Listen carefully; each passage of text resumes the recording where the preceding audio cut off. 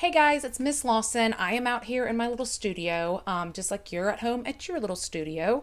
So, what we're going to do right now is we are going to just kind of practice some lines. So, this is what you're going to need: a piece of paper or a sketchbook. This is just an old sketchbook that I have. I'm going to use a marker so you can see what I'm doing, but you can use a pencil. It doesn't have to be a marker.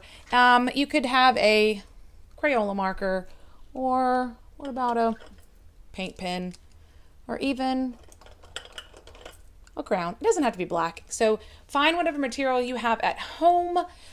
Even a pencil will work with this because we're just going to be practicing lines and kind of just reviewing what type of lines that we need to know. So go ahead, make sure you got your pen, make sure you got your paper, and let's get started. Okay, I just want to talk about real quick is why would we need to know different types of line? Here is a good example.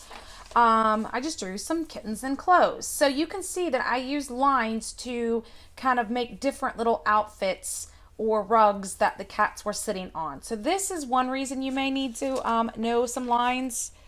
Let's see what else I got in here. Okay, here's another example. Pumpkins. Knowing that when you are drawing a pumpkin, if you want it to look like a real pumpkin, not so flat, you would need to know that there are curved lines that are in the pumpkin to give it that shape that we all know.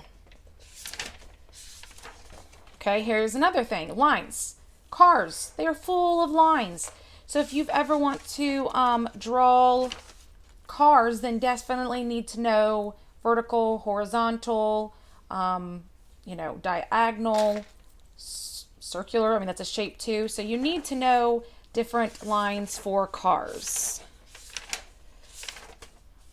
Just drawing in general, knowing that, a pencil has two parallel lines, or, the front of a car has some curved lines. So as you can see, just getting to draw anything is going to create lines. Lines are in all art.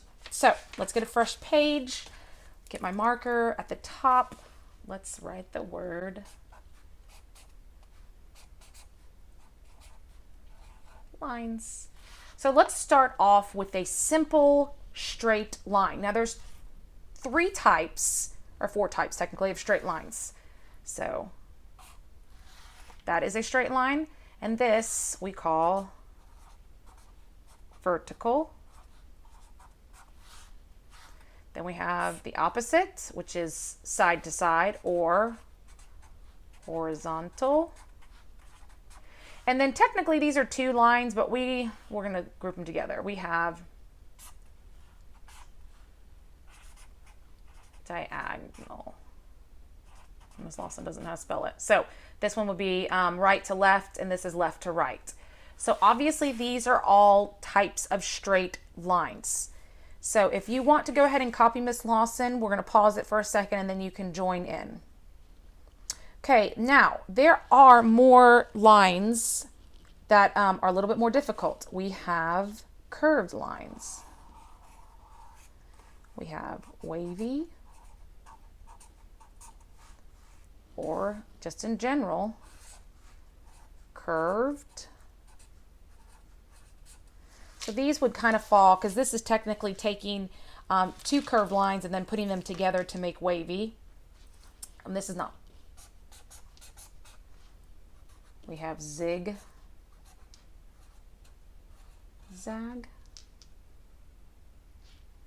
Then I'm going to pause it so you can copy me.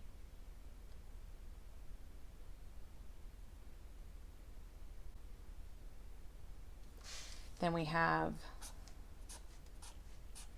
there's two names for this. This can be called dotted or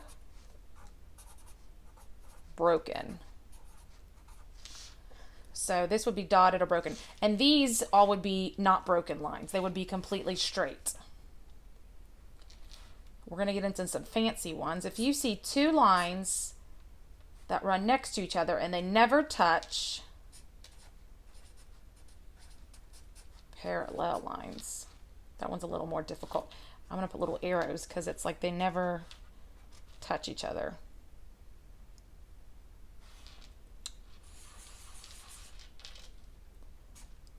loopy. That would kind of fall under your wavy, curvy, and loopy. And there's a cool thing that we do with lines.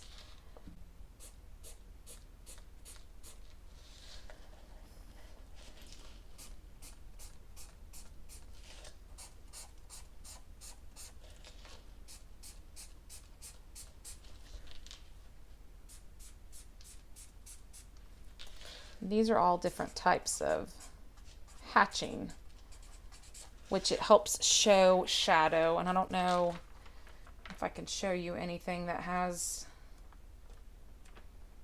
hatching on it in my sketchbook.